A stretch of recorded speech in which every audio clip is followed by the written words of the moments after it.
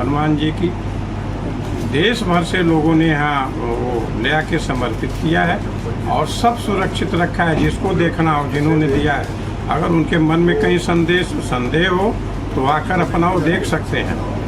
और जिन्होंने सोना चांदी बाकी दान किया है तो समय समय पर ट्रस्ट स्पष्ट करता गया है। सबको उन्होंने उसकी रिसीविंग रसीद दी है, इंटरनेट पर उपलब्ध है। हमारे यहाँ जो इसके लिए हिसाब रखने वाले ऑडिटर हैं, अकाउंटेंट हैं, आकर कोई देख सकता है। तो 8 लोगों की गिरफ्तारी हुई है। अब सवाल सबसे बड़ा यही है कि क्या ये छोटी मछलियां हैं और क्या बड़ी मछलियों की गिरफ्तारी होगी। कम से कम राम भक्त बहुत बारीकी से इस पूरी जांच को देख रहे हैं और इसलिए देख रहे हैं क्योंकि उनकी भावना आहत हुई है। बढ़ते हैं अगली खबर पर। आज माइक ऑन कर रही हूं सिया और केतन की खबर पर। पुलिस की पूछताछ में सिया केतन के रिश्तों में रोज नए खुलासे हो रहे हैं, रोज नई बातें सामने आ रही हैं और अब तो सिया और केतन के माता पिता के बयान भी हैरान करने वाले हैं। आपको सबसे पहले बताऊं कि सिया केतन के रिश्तों पर जो खुलासे हुए, जो बातें सामने आ रही हैं, उनसे यह समझ आ रहा है कि सिया केतन से शादी क्यों नहीं करना चाहती थी। आखिर केतन से सिया को दिक्कत क्या थी जिसकी वजह से केतन की जान चली गई। 400 फीट गहरी खाई में सिया ने उसे धक्का दे दिया। आज की जो बड़ी खबर है वो मैं आपको बताती हूं। आखिर सिया ने इनकार क्यों किया? अब जो पुलिस इन्वेस्टिगेशन में बातें सामने आ रही हैं उन्हें जरा समझिए। केतन हत्याकांड में जो लगातार खुलासे आ रहे हैं उनमें एक बड़ी बात निकल कर आई। पुलिस के पास अब सिया गोयल का बयान है। केतन के सिर पर बाल नहीं थे, ये सिया ने बताया और कहा कि केतन सिर पर विग लगाता था। ये बात सिया को बिल्कुल पसंद नहीं थी और इसीलिए केतन से शादी वो नहीं करना चाहती थी। सिया को केतन का हकलाना भी पसंद नहीं था। सिया के पास शादी न करने के कई कारण थे।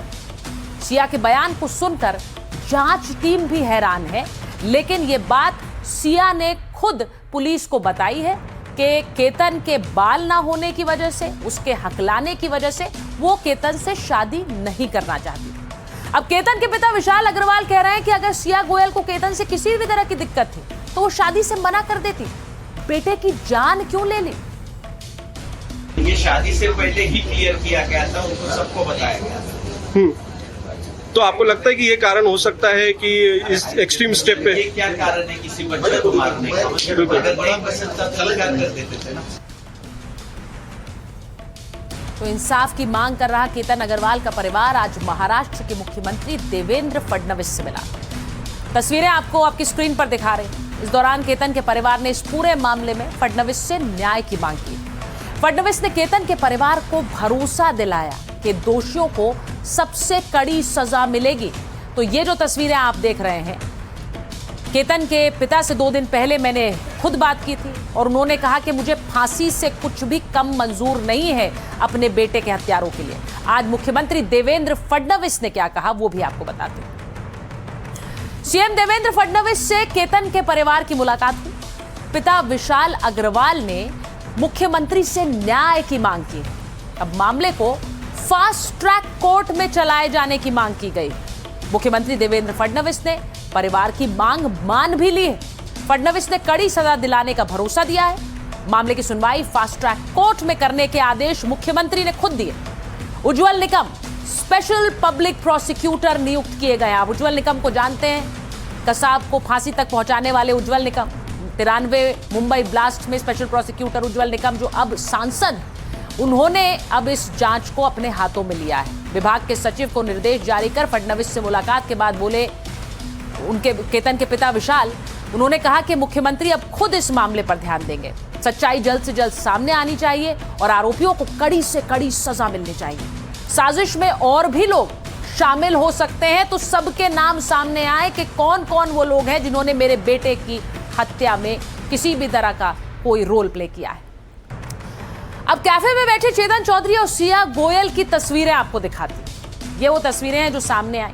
पूरे हत्याकांड में ये तस्वीरें बहुत अहम हैं क्योंकि इसी कैफे और इसी मुलाकात में केतन को लोहागढ़ फोर्ट से धक्का देने का पूरा प्लान तैयार किया गया था। जो सीसीटीवी फुटेज के मुताबिक सिया और चेतन 4:32 पर कैफे में पहुंचे थे और फिर 5:20 पर कैफे से बाहर निकले थे। यानी इन्हीं 50 मिनट में पूरा प्लान तैयार किया गया। केतन को कैसे और कहां से धक्का देना है तय किया गया। हैरानी की बात यह है कि इन दोनों की इस तस्वीर को देखकर कोई अंदाजा नहीं लगा पाएगा कि ये दोनों इतने खौफनाक हत्याकांड को अंजाम देने वाले हैं। एक सीसीटीवी फुटेज के सामने आने के बाद हमारी संवाददाता भी वहां पर पहुंची, उसी कैफे में जहां पर यह हत्या की साजिश रची गई। देखिए रिपोर्ट। जी हां, 18 जून को जब केतन अग्रवाल को लोहगढ़ किले से नीचे ढकेल दिया गया, जिसके चलते उसकी हत्या हो गई, उसके ठीक एक दिन पहले जो सीसीटीवी पुलिस के हाथ लगी है, उसमें इसी कुर्सी पर बैठकर चेतन और सिया आपस में बात कर रहे हैं और बात करते हुए ये तय कर रहे हैं कि आखिर 14 जून के बाद 18 जून को इस पूरी वारदात को अंजाम देने के लिए आखिर उन्हें क्या कुछ तैयारियां करनी हैं। और साथ ही सीसीटीवी में ये बात ये भी निकल कर सामने आ रही है कि केतन और सिया की शादी ना हो, इसलिए चेतन और सिया दोनों लगातार ऐसे कैफ़ेज़ में मिलते रहते थे ताकि उनकी जो पूरी प्लानिंग है वो सही तरीके से की जा सके। आपने ये रिपोर्ट तो देख ली, लेकिन अब जो खुलासे हो रहे हैं वो भी आपको बताती हूँ, क्योंकि पुलिस पूछताछ कर रही है केतन की हत्या के बाद चेतन और सिया दोनों से। केतन हत्याकांड में पूछताछ के बाद अब एक और नई बात सामने आई। चेतन और सिया एक दूसरे पर आरोप लगा रहे हैं। सूत्रों के मुताबिक चेतन ने पूछताछ में खुलासा किया, वो दावा कर रहा है कि वो सिर्फ भागना चाह रहा था, यानी वो सिया के साथ भागना चाहता था, वो हत्या नहीं करना चाहता। पहले भागकर सिया के साथ शादी करने का प्लान बनाया था उसने। अब सिया ने परिवार की सामाजिक प्रतिष्ठा का हवाला दिया, समाज में इज्जत की बात कही। चेतन के साथ भागने वाले प्लान पर इरादा उसने बदल दिया। शादी तोड़ने के लिए दोनों ने कई और प्लान बनाए कि किसी तरह शादी टूट जाए। सिया ने ही केतन की हत्या करने का दबाव डाला, ऐसा चेतन का कहना है। चेतन कह रहा है कि मैं तो हत्या करना नहीं चाहता था, लेकिन सिया ने मुझ पर दबाव डाला कि यही एक तरीका है। दूसरी तरफ सिया ने हत्या का पूरा दोष चेतन पर डाल दिया। हत्या की साजिश का प्लान चेतन ने बनाया, ऐसा सिया कह रही है। हत्या की साजिश चेतन के ही दिमाग की उपज थी। अब पुलिस के मुताबिक दोनों बचने की कोशिश कर रहे हैं और अधिकारियों का मानना है कि हत्या में तो दोनों बराबर के हिस्सेदार। 29 जून को सिया और चेतन की पुलिस कस्टडी खत्म हो रही है। इससे पहले पुलिस पुख्ता सबूतों की कड़ी जोड़ने में लगी हुई है। पुलिस का मानना है कि एक दूसरे पर आरोप लगाकर दोनों ही बचना चाह रहे हैं। हालांकि सिया गोयल के वकील आशुतोष श्रीवास्तव कह रहे हैं कि जो भी बात सिया ने पूछताछ में बताई है उसे सबूत नहीं माना जा सकता। एक्यूज्ड अगर पुलिस डिटेंशन में कोई भी सबमिशन देता है, कन्फेशन करता है या कोई भी ऐसी बात वो रखता है अपने अगेंस्ट में, तो उसको जो है बिल्कुल भी एक एडमिटेड एविडेंस नहीं माना जा सकता है। यही कानून है। इसका कारण ये है कि किसी के थ्रेट में या पुलिस के डर से या एक कोर्जन में अगर कोई भी एक्यूज्ड ऐसा स्टेटमेंट दे दे तो उसको उस बेसिस पे प्रोसिक्यूट नहीं किया जा सकता। और दूसरी बात है कि जो एक्यूज्ड है वो अपने अगेंस्ट में खुद प्रेशराइज करके उसको विटनेस नहीं बनाया जा सकता। अब रहा बात कि कोई दूसरा विटनेस इसके अंदर है जो इस बात को प्रूफ करे, तो वो हमें देखना होगा कि पुलिस इसके लिए क्या लेकर के आती है इन्वेस्टिगेशन में, जिससे ये साबित हो सके कि उस सही में वो गिल्टी है।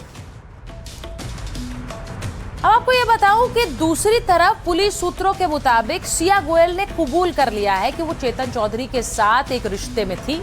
सिया केतन अग्रवाल के साथ अपनी तय शादी को तोड़ना चाहती थी।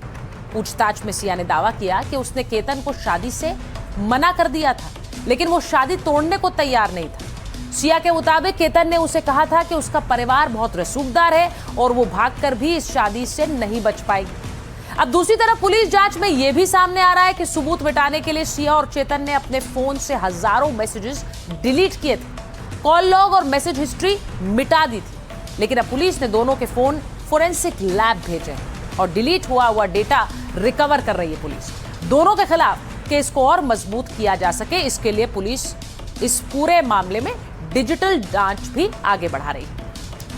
केतन हत्याकांड में पुलिस लगातार पूछताछ भी कर रही है। पुलिस ने आज सिया गोयल के भाई साहिल गोयल को पूछताछ के लिए बुलाया।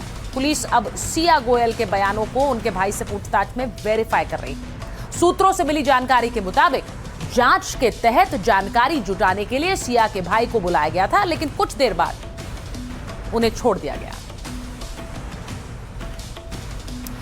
सिया गोयल के माता पिता कह रहे हैं कि अगर सिया आरोपी है तो उसे भी खाई में फेंक दिया जाना चाहिए। तो जो बात मैंने शुरुआत में कही कि सिया के परिवार वाले अब सीधे सिया को फांसी देने की बात कर रहे हैं, वही बात जो केतन के पिता कह रहे हैं। सुनिए। एक पिता के तौर पे यही कहूँगा कि पहाड़ तो उनके ऊपर टूटा है, उनका बेटा खोया है, इससे बड़ी दुखद घटना और कुछ नहीं है। बहुत उम्मीदें थी, बहुत उम्मीदें कि हम ऐसा करेंगे, हम ऐसा करेंगे। अब कुछ दिन है, 18 तारीख 19 तारीख को तो सिया का बर्थडे उन्होंने इतना अच्छे से सेलिब्रेट करना था, यानी कि महाबलेश्वर जाने वाले थे, वहाँ पर पूल पार्टी, डांस वगैरह, केक कटिंग वगैरह। अगले दिन शनिवार को वापस पुणे आने वाले थे। कितने अच्छे ख्वाब देखे थे आगे उदयपुर में जो शादी होने वाली थी। जितना दुख उन्हें है केतन जी का, आज उससे ज्यादा दुख मुझे है कि दो परिवार डिस्टर्ब हो गए हैं। दोनों परिवारों में केतन जी भी इतने अच्छे थे, अगर किसी का इसमें दोष हो तो उसे सख्त से सख्त सजा होनी चाहिए, चाहे उसमें मेरी बेटी भी हो। अगर मेरी बेटी का दोष निकले तो जहाँ से केतन जी को गिराया गया या जो गिरे हैं वहां से ही उस दोषी को गिराया जाए। अब पुलिस सिया से चेतन के रिश्तों की जांच कर रही है। जांच हो रही है कि सिया को ब्लैकमेल तो नहीं किया गया, कहीं क्या रिकॉर्ड की गई कॉल्स और मैसेजेस का इस्तेमाल किया गया, क्या सिया को धमकी दी गई कि वो साजिश उजागर कर देगा। अगर सिया हत्या की साजिश को अंजाम नहीं देती है तो अग्रवाल परिवार के सामने रिश्ते को उजागर कर देगा, ऐसी क्या कोई धमकी दी गई?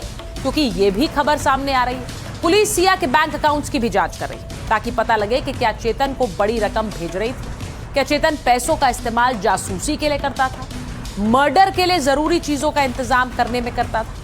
पुलिस कई और पहलुओं पर भी काम कर रही है। क्या चेतन ने सिया से मोटी रकम की मांग की थी? क्या 14 जून को हत्या की नाकाम कोशिश का फायदा उठाया? क्या सिया को अपनी बात मानने के लिए मजबूर किया?